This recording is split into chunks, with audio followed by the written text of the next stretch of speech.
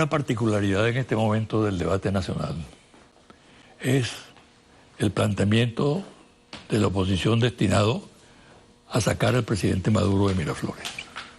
Poco a poco se va centrando en ese aspecto, la manera como enfoca la situación la actual oposición que controla la Asamblea Nacional. Es posible hacerlo. Es posible pasar incluso por encima de una figura establecida en la Constitución como es el revocatorio. En el país hay preocupación e inquietud por este tema. Y nada más indicado que conversar en el día de hoy con uno de los mejores constitucionalistas de Venezuela, si no el mejor, gran analista político, uno de los, vamos a decirlo así, padres de la Constitución bolivariana. Se trata de Germán Escarrá, brillante jurista. Muchas gracias, José Vicente. Y buen amigo. Bienvenido. Gracias, sobre todo por lo de buen amigo. La verdad es que la oposición desde los primeros días, sobre todo en la instalación de la Asamblea, su presidente, el discurso estuvo centrado en señalar que el objeto fundamental era en un lapso no mayor de 6 meses salir del presidente Maduro en base a la Constitución, fue lo que se dijo en esa oportunidad. Si hiciéramos un examen rápido de la Constitución, nos daríamos cuenta que eso no tiene ninguna posibilidad real. La Constitución prevé, en primer lugar, mucho más conocido, el referéndum revocatorio. Eso requiere el 20% del cuerpo electoral, casi 4 millones de solicitantes, que deben cumplir con una serie de procedimientos y requisitos. Y en el supuesto que no hubiese controversias judiciales, acciones de amparo, recursos de nulidad, bueno, eso llevaría un tiempo muy prolongado para después ir a donde tiene que llegar, que es al titular de la soberanía, el pueblo de Venezuela, que es el que definitivamente pues tiene que tomar esa decisión. Sí, hablaron de revocatorio con un plazo de 6 meses, ¿no? Sí, no dan. Prácticamente sí. Se vence en junio ese plazo. Así es, los lapsos no dan para lo que ellos plantean desde el punto de vista de la realidad, no desde el punto de vista del discurso. Exacto. Luego han hablado de una enmienda y dejan abierta cualquier otra posibilidad, que es lo verdaderamente inquietante me parece a mí, ¿no? Sí. Sigue adelante.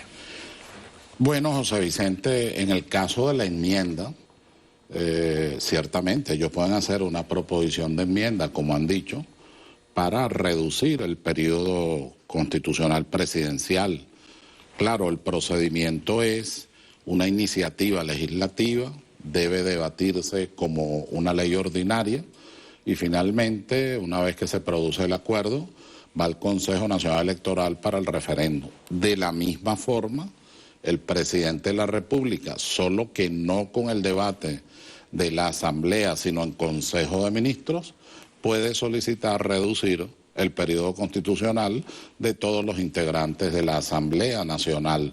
Incluso solicitar en esa enmienda que se declare en transición esta Asamblea y se recomponga en términos de rehacer la Asamblea Nacional, siempre democráticamente, y le correspondería al pueblo, pues entonces escoger entre las dos enmiendas. De tal manera que la propuesta de enmienda es inviable, lo que va a generar es más conflicto.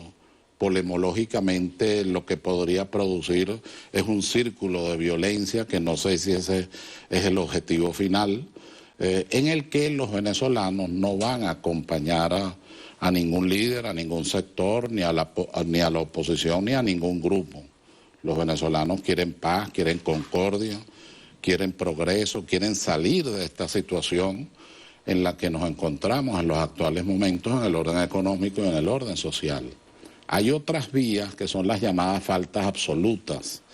Una de ellas depende de Dios, no de nosotros, claro, y que no queremos, que es el fallecimiento del primer magistrado. La otra sería el enjuiciamiento político del presidente, ahí tiene que intervenir el Tribunal Supremo de Justicia, y en el resto, las llamadas incapacidades física o mental, debe intervenir el Tribunal Supremo de Justicia, y lo mismo en el abandono constitucional del cargo. Queda entonces en las llamadas faltas absolutas lo que están diciendo, creo que en los últimos momentos, que es la idea de la renuncia. La renuncia es imposible. Todo el que conozca a Nicolás, al presidente Maduro, sabe que él tiene un peso enorme, enorme en el orden moral. Es su columna fundamental, que es el legado del presidente Chávez, y una enorme responsabilidad histórica, de tal manera que en términos de compromiso, en términos de lealtad histórica, de lealtad moral, esa posibilidad no existe.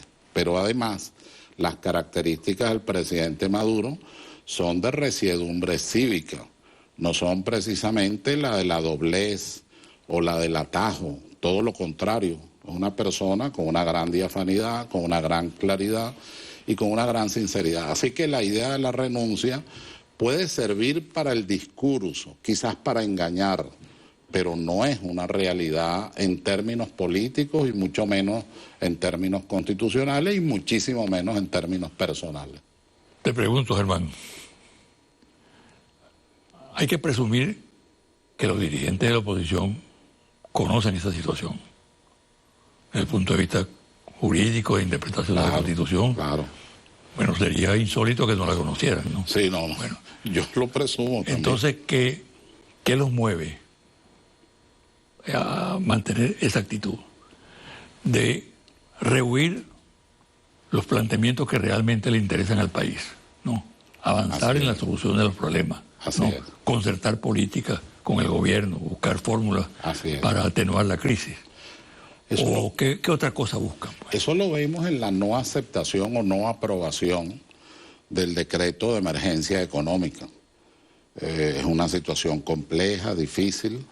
El presidente ahí no restringía ninguna garantía constitucional, sino que procuraba de manera excepcional que se flexibilizara y se facilitara todos los movimientos de naturaleza económica para la seguridad alimentaria y, por supuesto, para resolver gravísimos problemas que tiene la nación en este momento y que, como bien dices tú, requerirían de una agenda nacional de participación de todos los sectores de Venezuela. Lamentablemente no es así. La oposición, o un sector en este momento protagónico en la Asamblea Nacional, ha venido señalando más bien rutas extrañas.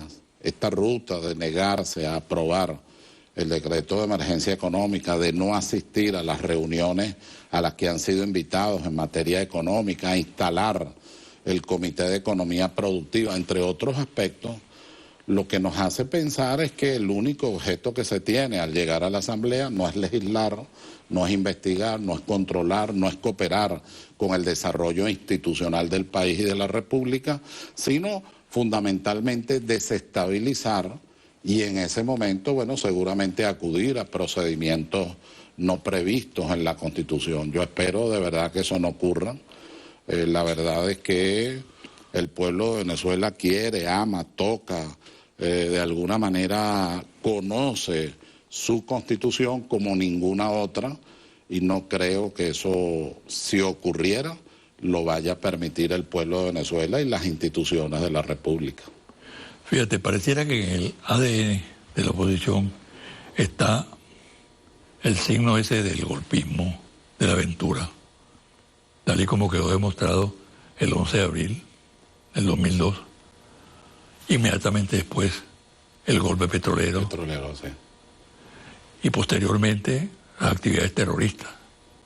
Incluso en la administración de Maduro, inmediatamente que desconocen ellos el resultado electoral, se lanzan a la calle y provocan una serie de muertos y daños materiales.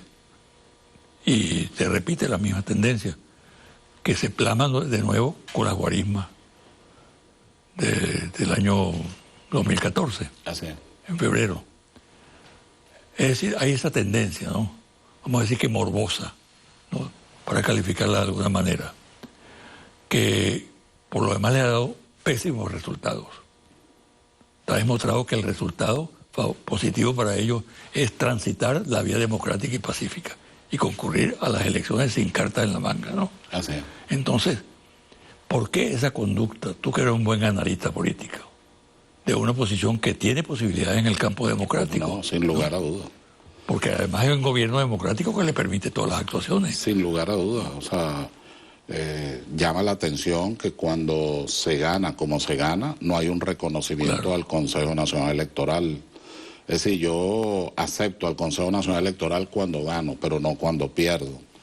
Lo que dice mucho ¿Cuál es el origen del poco talante democrático. Gemma?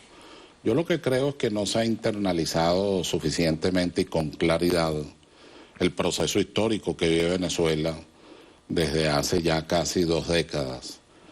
Nosotros venimos de un proceso de deterioro moral muy grave, que quizás las nuevas generaciones todavía pudieran no palpar con claridad.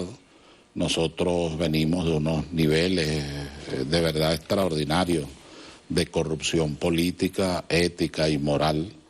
Nosotros venimos prácticamente del derrumbamiento de la República y emergió el proceso constituyente como una gran esperanza.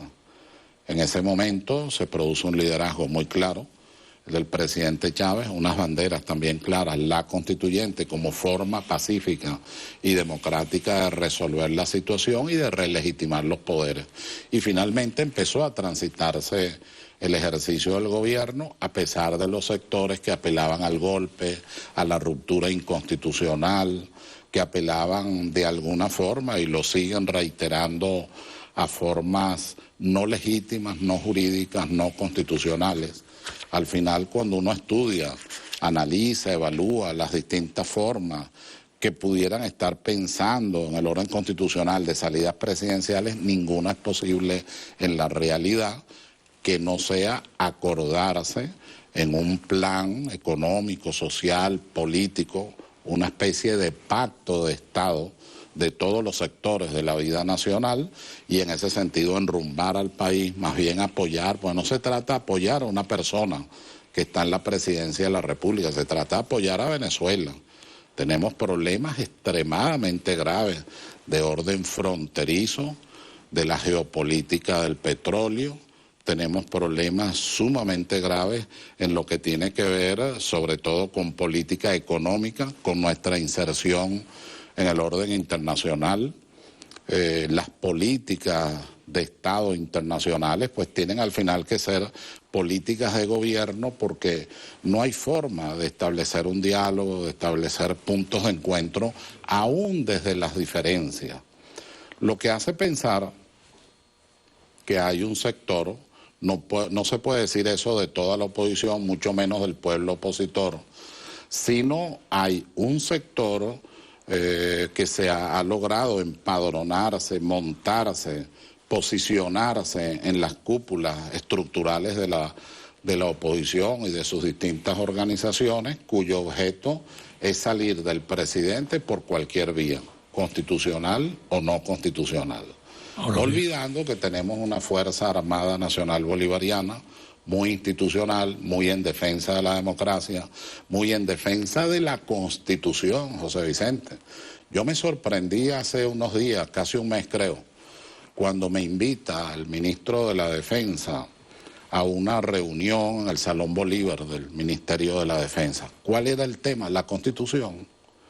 Que hablara de la Constitución, que hablara de la democracia, que hablara del Estado de Derecho, que hablara de la doctrina militar en el marco de la nueva Constitución, la Constitución de la República Bolivariana de Venezuela.